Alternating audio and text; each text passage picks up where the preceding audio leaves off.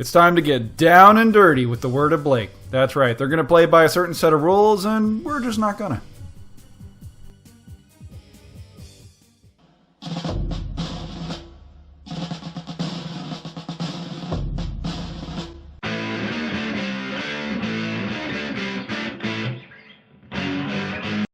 Today we're playing against Dawn, and he's still a little wet behind the ears, so I went ahead and left him with my clan list. That is generally pretty effective. As you can see, we got a couple heavy hitters and a lot of units that have varying capabilities that should teach the game. And for the good guys, we have the Word of Blake. We're using a bunch of units that would benefit immensely from having a C3 system, but I figured that's just a little bit much to take for a relatively friendly game. So we're leaving the C3 at home. All of them are being BV'd without the C3. Once again, this is just a friendly pickup game. We're just going to try to shoot at each other to see who gives up first. You know, it's a pretty typical game. We're actually using our usual setup where the slowest unit has to set up on the board first, and then we alternate until we get to the fastest units.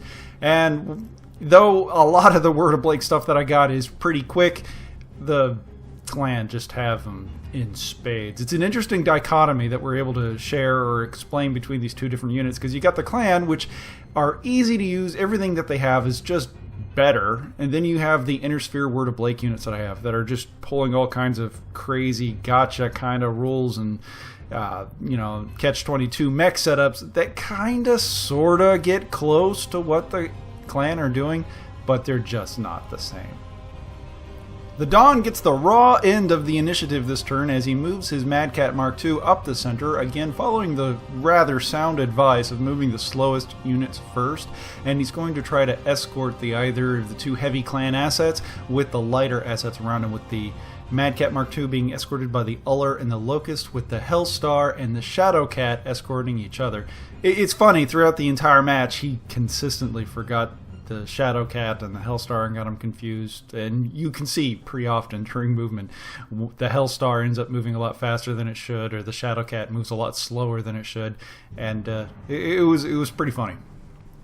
I, however, deploy the Word of Blake in a very aggressive position. I put a lot of the light assets all together. I move them up the center to try to skirmish on their own. The rather elite Archangel is going to lumber back behind while the Vanquisher tries to flank. You know, you can talk amongst yourselves how valuable a maneuver that might be. I actually completely underestimated the speed profile of the Vanquisher. I mean, I thought it was kind of a gambly kind of thing to do, but I did not realize that it has about as much oomph underneath it as an old Hyundai. Dawn begins moving the Hellstar up forward and then flanking towards the middle so that he can combine his assets with the Mad Cat, so that the Hellstar and Mad Cat can combine their 6 odd 15-point cannonballs downrange in such a way that anything that I throw against it really can't be equitable. And that's a pretty sound plan. I move the Archangel up forward to try to challenge them with the superior Inner Sphere technology, while the Raijin begins moving as fast as he can to try to engage against the Locust, because that should be an engagement that he should win. The Uller's an interesting unit to have out there. He's slow, and he's slowly realizing that he can't really maximize the use of it by itself. It's not really the primary configuration of the Uller is just kind of lackluster. It's a great infantry escort, but it doesn't really, you know, blow the skirt off any other mech-on-mech engagement.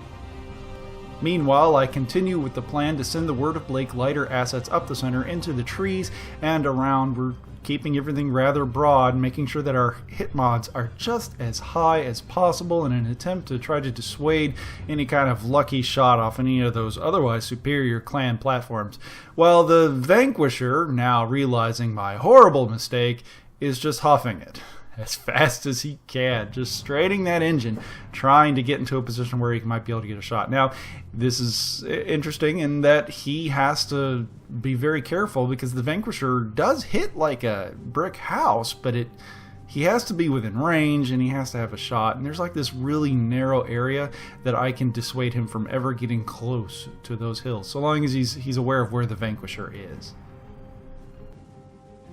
Despite the otherwise superior platform on the other end of the field laying down suppressive fire against the Archangel, I have an elite pilot in there. He will not take no for an answer and continues to show the clanners what it means to be honorable, durable, and brave, and walks forward towards those otherwise impressive platforms, while the Vanquisher continues to huff it as fast as he can to try to, ameliorate the disastrous decision that I made to put him so far on the side. Meanwhile, the clan Dawn decides to have an aha moment, realizes that the Hellstar is actually way better at range, and so long as he stays out of range of some of the smaller, lighter weapons off of the Archangel, he's going to win the engagement every time. So he decides to go ahead and take a gamble on it, runs, and moves him in such a way that it's still favoring him. It was very smart on his behalf, because he realized that I moved the Archangel early, and he decided that he can just keep a better weapons bracket or a better weapons range on the Hellstar and take on that Archangel at his own leisure. That's kind of rough. Meanwhile, the Mad Cat moves up onto the hill, being a much better close-range platform than the Hellstar is. He's deciding that he can let it just wade in like a dreadnought and just, ignore all the lighter assets that would otherwise be a pestering nuisance. But such a blasé attitude does not benefit the Locust 2C, which is getting ran down by the Raijin, having not won the initiative in such a way that he can get away from it. The Raijin ends up making do on his threat, chasing him down to do what heat damage that he could do to it. Meanwhile, the Hellstar starts laying suppressive fire down onto the Archangel. Locust turns around, fires as much as it can at the Raijin. It supplements with the Uller, manages to put a PSR on it, ripping up the armor on the otherwise heavier Raijin. Fire on the Archangel turns to be effective as the Mad Cats and Hellstar begin pummeling it full of damage. A lot of the damage goes to the left leg, breaching it in almost one salvo by itself, and then one crit goes in. He goes to confirm 2 crits, locks up the foot actuator, and takes out the hip. Oh no, that's not good. Archangel will go down, face plants into the earth, crippling the machine in such a way that he's probably never going to move from that situation again. But with the small cockpit, the hip damage, and the foot actuator, if I recall correctly, he's trying to get up on 8s. Meanwhile, the only mech that could help him is the Vanquisher, which is currently just canoodling out in the middle of nowhere. He really needs to get up there into the fight in order to be able to do something, because as much as I would love to say that the Archangel can do all the work on his own, the fact of the matter is that he's just a little outmatched right now.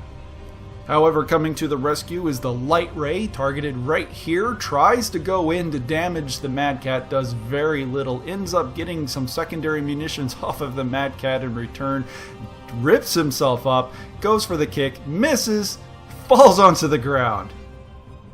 Oh, the pilot's damaged, and he gratefully passes the consciousness check afterwards. He's going to dust himself off and try to get right back up, and a fusillade of fire under almost nearly an entire star of clan mechs are just standing around right next to him. Even the Archangel pilot, having failed his multiple PSRs, crashes into the ground, bloodies up the pilot, barely passes his own consciousness check. Preda, which you actually can't really see in this shot, ends up missing with nearly everything it had. This is not a good turn at all. So we try to work this out. We've got to make this work a little bit better for us. The Archangel tries to get up, fails, falls over, hurts the pilot, breaches a torso, tries to get up again, fails, falls over, damages another actuator. He's not going to get up no matter what I try to do. So we go ahead and go all in on this as we decide to move the Light Ray way over there to take on the Hellstar. And as that happens, the Preda follows in, the Uller follows in. Everyone goes all in on trying to take out that Hellstar just so that we can buy a little bit of time, because the Mad Cat Mark II decides to hull himself down behind the hill. Vanquisher decides to try to make himself felt, but he's very, very smartly placed the Mad Cat in such a way that he's now hulled down, so that if he does try to move around the corner, now the Vanquisher has to deal with an entrenched clan. So this is the situation. Now we've got the Hellstar, the Uller, the Locust 2C, all wrapped up into this brouhaha in the backfield against a Preda, the Light Ray, and the Raijin, who decided, and I say this every time, when things are getting wrong, or things are getting dicey, things have already gone horribly wrong, you might as well just start pressing your luck. And that's exactly what we start doing. So at this range, everyone's right next to each other. This is very, very dangerous. Anything can go wrong at this range. As we start lighting each other up, armor starts falling to the ground in molten slags as everyone starts ringing home. Even the Locust 2C, in some rather brilliant maneuvering by my pal Don here, decides to move him in such a way that I couldn't get rear shots on the Hellstar very easily, but ended up trading his movement mod to be able to do it, and the Locust 2C ends up getting ripped up for it. The Hellstar decides to make a valiant stand, starts turning around, sees one mech to the left, one mech to the right, sees the Raijin coming into the corner, decides to light him up, turns over, fires. 1, 2, 3 PPCs, connects with the Raijin. Raijin has to make a PSR roll, and he succeeds, and then in a blur, a faint blur turning to a red mist, the Raijin connects with the Hellstar, knocking him over in a charge. Oh no, he goes to go for the damage, and it does torso, cockpit. Having already taken a cockpit shell earlier from the otherwise valiant Preda, he manages to take another hit just from the ram off of the Raijin. He falls over. He makes a PSR. Fails it. Falls to the ground. He fails the seatbelt check. Takes another cockpit hit. The pilot goes unconscious.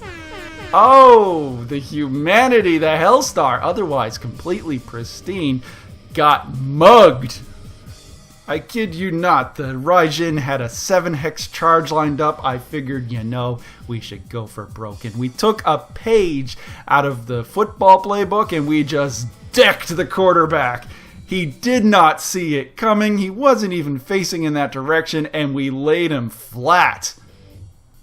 With the clan star player unconscious on the ground, he starts reconsidering his options. This has changed rather dramatically for him. And the Archangel decides, you know what, I'm not going to just fool with trying to get up again. He just positions himself in such a way that he can still apply effective fighter. He is really, really messed up. But at least he can now start shooting. Now the Mad Cat has a very interesting decision. Does he try to kill the Archangel that has otherwise been flailing on the ground in front of him? Or does he try to protect himself and go after all the light assets that had just brutalized the Hellstar? It's an interesting dilemma. This potent fire support platform has a bunch of variations that remove its ability to be a fire support platform. Can you guess what it is? That's right, it's the Naga. It's one of those units out of Battletech that I really enjoy because it tells a story through its stats.